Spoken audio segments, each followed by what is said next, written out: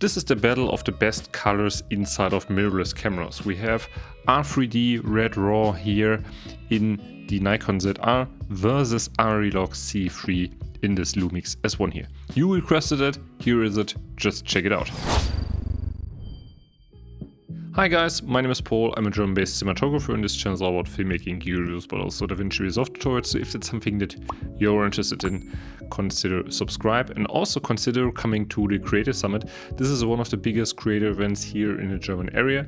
It's happening on the 17th of January in Bayreuth. We have the best speakers on stage covering various topics about filmmaking and photography, and we have brands there such as Lumix, such as Nikon, such as Canon, such as Sony, Blackmagic, you name it, all of them are there, and you can win insane prizes worth of 30,000 euros. So this is insane.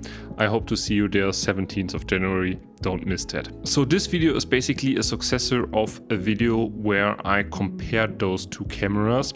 So there I go much more in depth about dynamic range, low light performance, and so on and so forth. And there's also a color comparison between ProRes RAW and Red RAW. So if you want to see that, check that out.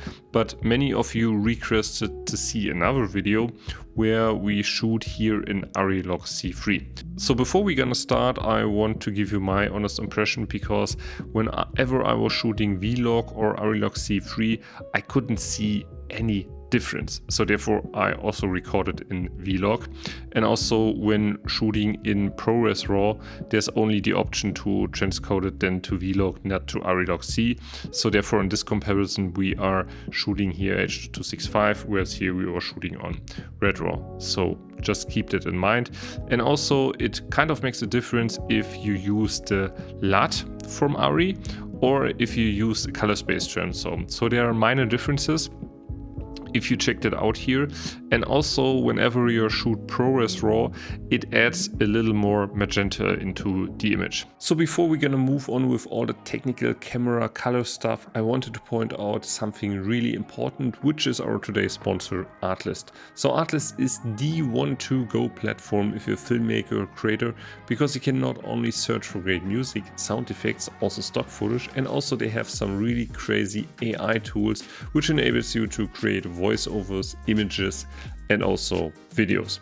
So that is exactly what I did, because on a recent project I wanted to showcase my crew and also my cast what I have in my head as a director. So I used the new C-Dream 4.5 AI model to create some imagery for me, because I think it's great cinematic imagery that we can create here, and also the key point is that we can keep consistency throughout our images that we are creating.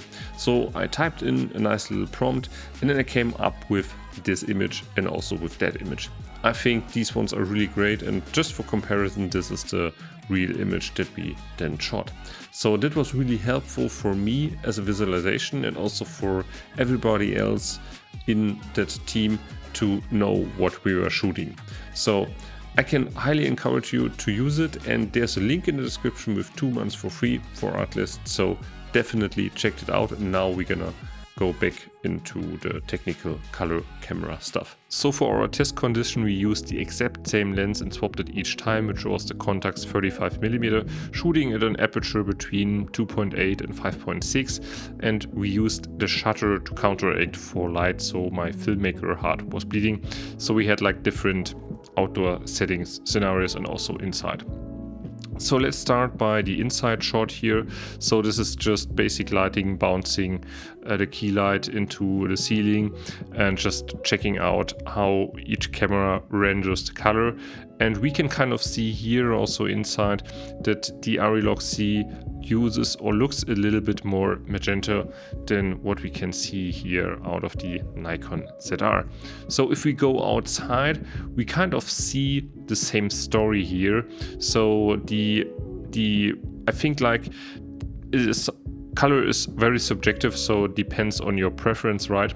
But from my very taste, I feel like in every scenario that I'm showing you right here, I prefer the image out of the Nikon ZR when shooting in Red RAW. Using ARRI Log C, also looks kind of nice, but I feel like whenever you go also in the shadow area, the skin tones turn a little bit too magenta for my taste. So the colors straight out of camera are great, but I think these ones are better here on the Nikon ZR.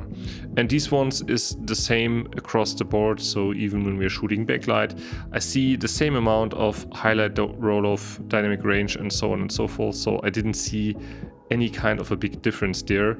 And I just see a big difference in terms of color.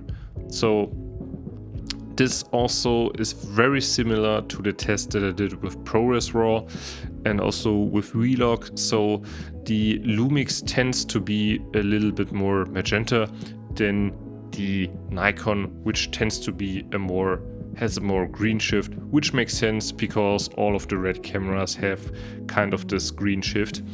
And this is just the bottom line of this whole comparison. There's no much more to it, and it's just something that you prefer or don't prefer.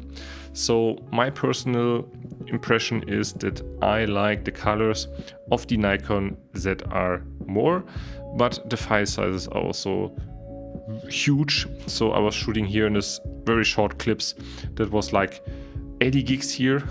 It was 4 GB here on that camera. So I wish there would be also an H.265 option, but all of that I already talked about in the kind of review that I did. So yeah, this is kind of the bottom line. I think ARRI Log C is a great addition here, but personally I never shoot on that because I feel like it's very, if not mostly identical to the Vlog, so there's no major color shift happening here in that camera. And also I was seeing that on the other cameras, I think the S1R2 which does that, and also the GH7, I didn't see any major difference. So the colors straight out of the camera are very good, but I still prefer the Lumix S1H, which I'm shooting on right now, when it comes to Lumix cameras. I think this is the most neutral Lumix look that you can get still to this date.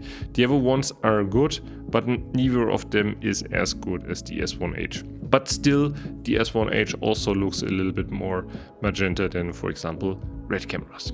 So this is just the bottom line. I hope you guys enjoyed it. And if you have any further questions, just, you know the game, just drop them down in the comments below. And I'm gonna see you in the next year or somewhere. I don't know when I will post it, but see you guys in the next one. Cheers.